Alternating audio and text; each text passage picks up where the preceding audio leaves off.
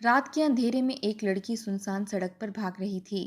بھاگتے بھاگتے جب وہ اچانک سانس لینے کے لیے رکی تو ایک گاڑی سے ٹکرا گئی۔ گاڑی میں 40 سے 45 سالہ ایک مرد تھا، جسے دیکھ کر حجاب پہلے گھبرائی اور پھر مدد مانگنے لگی کہ میرے پیچھے کچھ اوباش لڑکے لگے ہیں، میری مدد کریں۔ وہ آدمی حجاب کو گاڑی میں بٹھا کر اپنے ساتھ لے گیا۔ گاڑی اچانک ایک بڑے سے گھر کے سامنے رکی۔ یہ دیکھ کر حجاب کے پیروں تلے سے زمین نکل گئی کہ وہ جگہ تو رات کا درمیانہ پہر تھا۔ خاموشی کا ایک الگ ہی راج تھا۔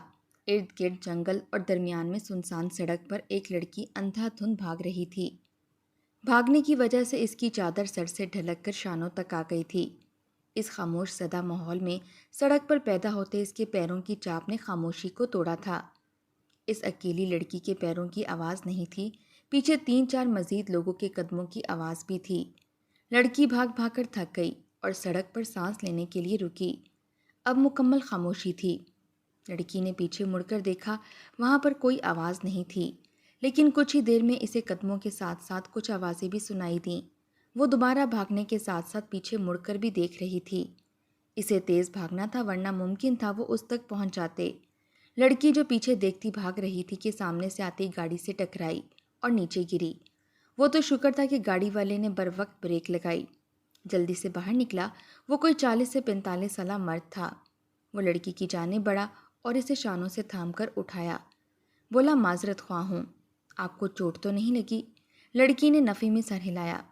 ایک دفعہ پیچھے دیکھنے کے بعد پھر سے بھاگنے لگی، مگر اس آدمی نے اسے روکا اور دوبارہ بولا، لڑکی تمہیں کیا مسئلہ ہے جو رات کے اس پہر تم اس سنسان سڑک پر بھاگ رہی ہو، وہ بھی ایک اکیلی لڑکی؟ اس نے پریشانی سے پوچھا تو لڑکی روتے ہوئے نفی میں سر ہلانے لگی اور بولی، سر مجھے بچا لیں، کچھ اوباش میرے پیچھے پڑے ہیں۔ اس کی بات سن کر اس آدمی کے ماتھے پر مزید پریشانی سے بل پڑے اور بولا، لڑکی تم میری گاڑی میں بیٹھو، میں تمہیں یہاں سے لے جاتا ہوں۔ اس آدمی کی آفر پر لڑکی ایک دم سوچ میں پڑی۔ سوچنے لگی کیسے ایک انجان آدمی کی گاڑی میں بیٹھ سکتی ہے، نہ جانے وہ کہاں لے جائے، مگر یہ سوچ کر گاڑی میں بیٹھ گئی، پیچھے پڑے ان لوگوں سے اللہ نے عزت کی حفاظت کی ہے تو یہاں سے بھی کر دے گا، کیونکہ وہ ان لوگوں سے دور بھاگنا چاہتی تھی۔ آدمی نے گاڑی سٹارٹ کی اور اسے بھگانے لگا۔ راستے میں مکمل خاموشی تھی۔ اس آدمی نے خاموشی توڑی اور بولا، لڑکی تمہارا نام کیا ہے؟ لڑکی نے ایک نظر اسے دیکھا اور بولی، سر میرا نام حجاب ہے۔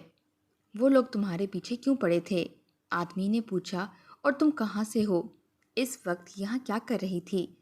اس کے سوالوں پر وہ خاموش رہی۔ سوچا ایک انجان آدمی کو اپنے بارے میں کیسے سب کچھ بتا سکتی ہے کہ وہ یہاں کیسے پہنچی اور کیا کر رہی تھی۔ اس کی خاموشی پا کر آدمی بھی خاموش ہو گیا۔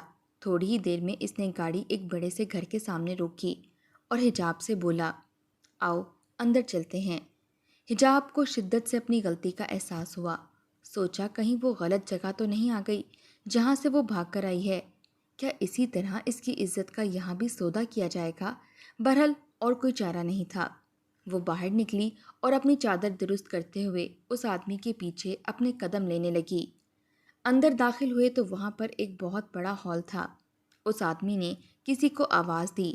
کچھ ہی دیر میں لمبی سی چادر لٹکائے نازیبا لباس میں ملبوس بڑی عمر کی عورت چھن چھن کرتی اس کے سامنے آ کر کھڑی ہوئی اور حجاب کا اوپر سے نیچے تک مکمل جائزہ لینے لگی۔ پھر اس آدمی سے بولی، یہ لڑکی کون ہے؟ بولنے کے انداز سے وہ کوئی عام عورت معلوم نہیں ہوتی تھی، بلکہ خواجہ سرا تھی۔ حجاب کو مزید خوف نے آن گھیرا۔ معلوم نہیں اب اس کے ساتھ کیا ہوگا، یہ خواجہ سیرا اور آدمی اس کے ساتھ کیا کریں گے، مگر وہ بے بسی کھڑی تھی۔ وہ آدمی اس عورت کو سب بتانے لگا۔ خواجہ سیرا دلچسپی سے حجاب کو دیکھ رہی تھی۔ پھر وہ آدمی بولا، بائی یہ لڑکی تمہارے حوالے ہے، اس کا مکمل خیال رکھنا، کسی چیز کی پریشانی نہ ہو، میں چکر لگاتا رہوں گا۔ اس کی بات پر خواجہ سیرا نے اسبات میں سر ہلایا۔ وہ آدمی حجاب سے بولا، بیٹا تم یہاں پر مکمل طور پر محفوظ ہو، بائی تمہارا خیال رکھے گی، تم گھبرانا نہیں۔ یہ کہتے ہوئے وہ حجاب کے سر پر ہاتھ پھیرتا چلا گیا۔ پیچھے وہ عجیب سی کیفیت میں مبتلا اس خواجہ سیرا کو دیکھنے لگی جس کے منہ میں پان رکھا تھا۔ بولی، چلو اندر چلتے ہیں۔ یہ کہتی وہ مڑی تھی۔ بڑے ہال میں اس خواجہ سیرا کے پاؤں میں بندھی پازیب کی آواز گونج رہی تھی۔ حجابی نہ چاہتے ہوئے اس کے پیچھے چل دی۔ ایک کمرے کا دروازہ کھلا جس میں دو وجود کمبل سر تک تانے سوئے ہوئے تھے۔ اس نے آگے بڑھ کر انہیں اٹھایا تو وہ مندی مندی آنکھوں سے اٹھے۔ حجاب کو ان دونوں کو دیکھ کر جھٹکا سا لگا، کیونکہ وہ دونوں بھی عورتیں نہیں تھیں بلکہ خواجہ سیرا ہی تھے۔ حجاب کا دل عجیب سی کیفیت میں دھڑکنے لگا۔ مطلب یہاں خواجہ سیرا بھی ہیں؟ نہ جانے وہ کون سی جگہ پر تھی جہاں وہ شخص اسے لایا تھا۔ وہ اسی سوچ میں گم تھی کہ وہ دونوں میرے پاس آئے، مجھے مسکرا کر دیکھا۔ ان میں سے ایک لڑکی بولی، تم یہاں سو جاؤ، ہم کہیں اور سو جائیں گی۔ یہ کہتے ہوئے وہ دونوں باہر چلی گئیں۔ بائی حجاب کے پاس آئی اور بولی، یہاں آرام سے سو جاؤ، تمہیں کوئی پریشانی نہیں ہوگی، تمہیں کوئی نقصان نہیں پہنچائے گا، اگر کوئی پریشانی ہوئی تو مجھے بتانا۔ یہ کہتی وہ باہر چلی گئی۔ حجاب کو شدت سے رونا آ رہا تھا۔ اپنے ہونے کے باوجود بھی وہ ان خواجہ سروں میں رہے گی۔ پھر یہ سوچ کر اس نے آنسو صاف کیے کہ کیسے اپنے جو اس کی عزت کا سودا کر رہے تھے، اس سے اچھے تو یہ خواجہ سیرا ہیں جنہوں نے کم از کم پناہ تو دی تھی۔ انہی سوچوں میں اس کی آنکھ لگ گئی۔ اگلی صبح اس کی آنکھ شور سے کھلی۔ حجاب اپنے کمرے سے نکل کر سیڑھیوں پر کھڑے ہوتے ہوئے نیچے جھانکنے لگی۔ اس کا دل کپ کپایا تھا، کیونکہ ہال میں 30 سے 40 خواجہ سیرا کھڑے تھے۔ کوئی کچھ گنگنا رہا تھا تو کوئی کہکے لگا رہا تھا، ہر کوئی اپنے کام میں مگن تھا۔ اتنے میں بائی کی نظر حجاب پر پڑی، اس کی طرف آئی، اسے نیچے سب کے بیچ لے کر آئی۔ سب مسکراتے ہوئے حجاب کو دیکھنے لگے، جبکہ حجاب کو ڈر لگ رہا تھا۔ اتنے سارے خواجہ سروں میں وہ اکیلی، اس کا ننھا سا وجود کپ کپایا تھا۔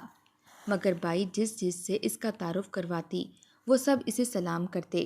پھر کچھ ہی دیر میں وہ حجاب سے بے تکلفانہ ہو گئے۔ حجاب کو بھی کچھ حوصلہ ہوا، پھر سب باری باری اپنے اپنے کاموں کی طرف نکل گئے۔ کچھ کسی فنکشن پر جانے کی تیاری کرنے لگے۔ حجاب کو یہ سب برا نہیں لگ رہا تھا، جو کچھ بھی تھا اس کی عزت کو کسی نے نقصان نہیں پہنچایا تھا۔ رہ رہ کر اسے اپنوں کی یاد آ رہی تھی، ان کے کیے گئے ستم یاد آ رہے تھے۔ دن تیزی سے گزر رہے تھے۔ اس کو ان سب کے بیچ آئے 1 ہفتہ گزر گیا تھا۔ دھیرے دھیرے وہ بھی ان سے مانوس ہو رہی تھی۔ پھر ایک دن حجاب بیٹھی کسی گہری سوچ میں گم تھی کہ بائی اور وہ آدمی جس کا نام خاور تھا اس کے پاس آئے۔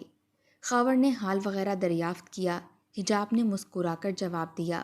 کچھ دیر کے بعد خاور نے کہا، بچے، اگر تم مناسب سمجھو تو ہمیں اپنے بارے میں بتا دو، اور اس رات کیا ہوا تھا؟ آدمی دوستانہ انداز میں پوچھ رہا تھا۔ حجاب نے سوچا کیوں نہ بتا دیا جائے، آخر وہ سب اتنی مدد کر رہے تھے۔ یہ سوچ کر حجاب بولی، میرا تعلق غریب گھرانے سے تھا۔ ماں باپ میرے 2 سال پہلے مر گئے۔ مرنے سے پہلے میرے باپ نے اپنے دوست کے بیٹے کے ساتھ میرا نکاح کر دیا، مگر ستم یہ کہ ہم دونوں نے ایک دوسرے کو آج تک نہیں دیکھا۔ وہ کبھی مجھے لینے نہیں آئے۔ میرے ماں باپ کے مرنے کے بعد میرا اکلوتا ماموں مجھے اپنے گھر لے گیا، مگر پھر مجھے جلدی احساس ہو گیا کہ ماموں میرا خیر خواہ نہیں ہے، میرے ماں باپ کی جگہ کبھی نہیں لے سکتا، اور جلد میری شادی اپنے اوباش بیٹے سے کروا دے گا، یہ جانتے ہوئے بھی کہ میرا نکاح ہو گیا ہے۔ بے شک میرے شوہر نے میری خیر خیریت نہیں پوچھی تھی، مگر میں اس کے نام آخری دم تک بیٹھی رہوں گی۔ میں بہت روئی، تڑپی، انکار کر دیا۔ مولوی صاحب نے بھی کہا کہ عورت کا نکاح پر نکاح جائز نہیں، تو ایسے نکاح رک گیا۔ مگر ماموں کے بیٹے کی نظر مجھ پر تھی، وہ مجھے چھونے کا کوئی موقع ہاتھ سے جانے نہ دیتا۔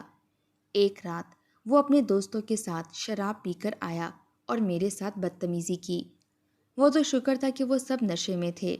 میں گھر سے بھاگی، مگر انہوں نے میرا پیچھا کیا۔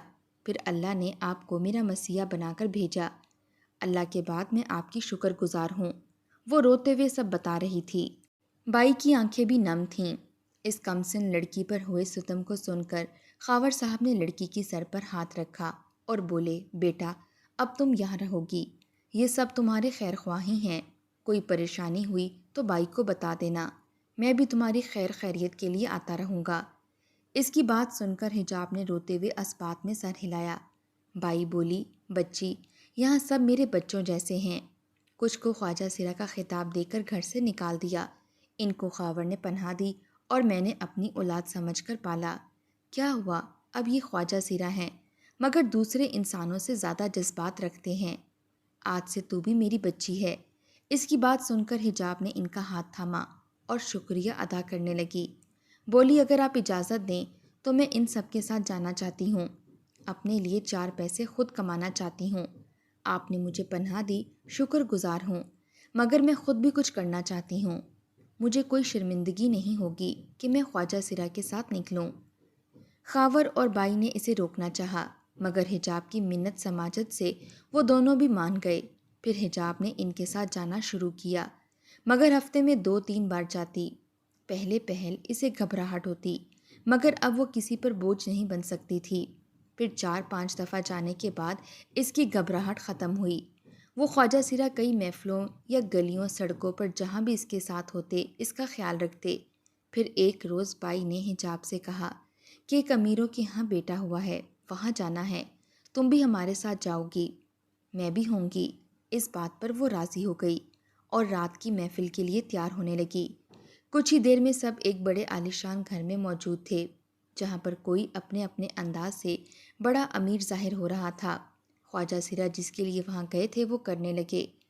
کبھی کوئی ناچتا تو کبھی کوئی تالی بجاتا، بچے کے اوپر سے دیے جانے والے نیاز لیتا۔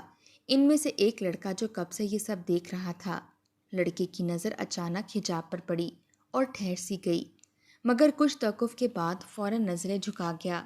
سوچا کہ خواجہ سرا بھی اتنے خوبصورت ہوتے ہیں۔ پھر حجاب کے ہنسنے کی آواز نے اس لڑکے کو اپنی طرف متوجہ کیا۔ لڑکے کا دل بے ایمان ہو رہا تھا، مگر فوراً سے خود کو سنبھالا اور دوبارہ سوچا کہ میں ایک نکاح شدہ مرد ہوں، ویسے بھی یہ کوئی لڑکی تھوڑی ہے، یہ تو خواجہ سرا ہے۔ وہ چاہے جو بھی سوچتا، مگر نظریں بار بار بھٹک کر حجاب پر جا رہی تھیں۔ وہ لڑکا جس کا نام علی تھا اس چیز سے اکتاتا باہر چلا گیا، مگر حجاب کا چہرہ اس کی آنکھوں کے سامنے بار بار منڈلا رہا تھا۔ پھر ایک روز یوں ہوا کہ علی اور اس کا باپ بازار میں کچھ سامان خرید رہے تھے کہ علی کی نظر اچانک بازار میں موجود خواجہ سیروں پر گئی۔ اس کی نظروں نے بے اختیار حجاب کو تلاشا، پھر ساری تلاش ختم ہوئی، اس کو ایک خواجہ سرا کے ساتھ وہ نظر آ گئی۔ علی نے اپنی سوچ کو ملامت کی کہ وہ ایک خواجہ سرا ہے، میں کیوں اسے بار بار دیکھتا ہوں؟ علی کے باپ نے علی کی نظروں کا تعاقب میں دیکھا تو وہ ٹھٹکا۔ علی کے باپ کو اپنی آنکھوں پر یقین نہیں آیا کہ وہ جو دیکھ رہا ہے وہ سچ ہے۔ اسے حیرت کا شدید جھٹکا لگا۔ خواجہ سرا اور پھر خواجہ سرا میں گھری حجاب کو دیکھ کر لگا کہ وہ جس لڑکی کو ایک عرصے سے تلاش رہے ہیں وہ یہاں تھی۔ علی کا باپ شدید صدمے میں تھا، ان خواجہ سروں میں ایک لڑکی کیا کر رہی تھی؟ بے شمار سوالات نے اس کے دماغ میں جنم لیا، مگر جلد ہی علی کے بلانے پر ہوش میں آیا۔ اس کی جانب دیکھا جو کہہ رہا تھا کیا ہوا بابا؟ اس سوال پر علی کے باپ نے دوبارہ اس جگہ کو دیکھا جہاں کوئی نہیں تھا۔ میری حجاب کہاں گئی؟ انہوں نے سوچا اور پاگلوں کی طرح ارد گرد دیکھنے لگے۔ علی پھر سے بولا بابا کسے تلاش رہے ہیں؟ علی کی بات سن کر وہ بولے بیٹا چلو یہاں سے۔ علی نے بھی مزید کوئی سوال نہ کیا اور ان کے ساتھ آ کر گاڑی میں بیٹھ گیا، مگر دونوں کے دل و دماغ میں ہلچل مچی ہوئی تھی۔ بہرحال گاڑی میں خاموشی موجود تھی۔ اگلے روز علی کا باپ جگہ جگہ حجاب کو ڈھونڈ رہا تھا۔ جس لڑکی کی ان کو اتنے سالوں سے تلاش تھی وہ ملی بھی کہاں؟ خواجہ سروں کے ساتھ؟ بے شمار سوالات ان کے دماغ میں گردش کرنے لگے۔ وہ اتنی کمپنیوں کے مالک خواجہ سروں کی جگہوں پر جا کر حجاب کو تلاش رہے تھے۔ ان کا دماغ سن ہو رہا تھا، کچھ سمجھ میں نہیں آ رہا تھا کہ وہ حجاب کو کہاں ڈھونڈیں۔ جب انہیں حجاب نہ ملی تو تھک ہار کر ایک جگہ بیٹھ گئے۔ ان کی آنکھوں سے آنسو نکلے۔ وہ خود سے بڑبڑائے پتہ نہیں میری بچی پر کیا قیامت ٹوٹی ہے جو وہ ان خواجہ سروں کے ساتھ موجود تھی، جبکہ اسے تو اپنے ماموں کے ساتھ ہونا چاہیے تھا۔ خود سے بڑبڑاتے وہ اپنا سر دبانے لگے۔ بہت سے سوالات تھے جن کے جوابات صرف حجاب کے پاس تھے۔ حجاب کا ملنا بہت ضروری تھا۔ ایک دن سڑک پر حجاب خاور کے ساتھ موجود تھی کہ علی کے باپ کی نظر حجاب پر پڑی۔ اس سے پہلے کہ وہ بھاگ کر اس کی جانب جاتے، حجاب گاڑی میں بیٹھ کر چلی گئی۔ علی کے باپ کو پھر سے حجاب کے نہ ملنے پر افسوس ہوا۔ خاور جو ابھی وہیں موجود تھا اس کی جانب گیا اور سلام دعا کے ساتھ بولا وہ جو آپ کے ساتھ لڑکی موجود تھی وہ کون تھی اور کدھر گئی؟ اس کے سوال پر خاور نے اسے عجیب نظروں سے دیکھا اور بولا، تمہیں اس سے کیا؟ تم اپنے کام سے کام رکھو۔ اس کی بات سن کر علی کے باپ نے روتے ہوئے کہا، پلیز بھائی صاحب، مجھے میری بچی سے ملوا دیں۔ وہ میری اپنی بچی ہے، میرے دوست کی بیٹی، میرے بیٹے کی بیوی ہے۔ ایک عرصے سے میں اسے ڈھونڈ رہا ہوں۔ وہ روتا گڑ گڑاتا خاور کو بتا رہا تھا۔ خاور نے کہا، چلو ٹھیک ہے، میں تمہیں اپنے ساتھ لے چلتا ہوں۔ علی کو لے کر وہ اسی جگہ آ گیا جہاں حجاب موجود تھی۔ گھر میں داخل ہوتے ہی علی کے باپ کو عجیب سا محسوس ہوا، مگر سامنے ہی اسے حجاب نظر آئی جو حیرت سے علی کے باپ کو دیکھ رہی تھی، پھر نفرت سے منہ موڑ لیا۔ علی کے باپ نے کہا، بیٹا مجھ سے یوں منہ نہ موڑو، میں نے کہاں کہاں تمہیں تلاش نہیں کیا۔ حجاب کی آنکھوں میں نفرت تھی۔ چاچا جی، آپ چلے جاؤ یہاں سے۔ جب مجھے ضرورت تھی آپ لوگوں کی تب آپ نے مجھے تنہا کر دیا۔ تب آپ کہاں تھے؟ چلے جائیں یہاں سے۔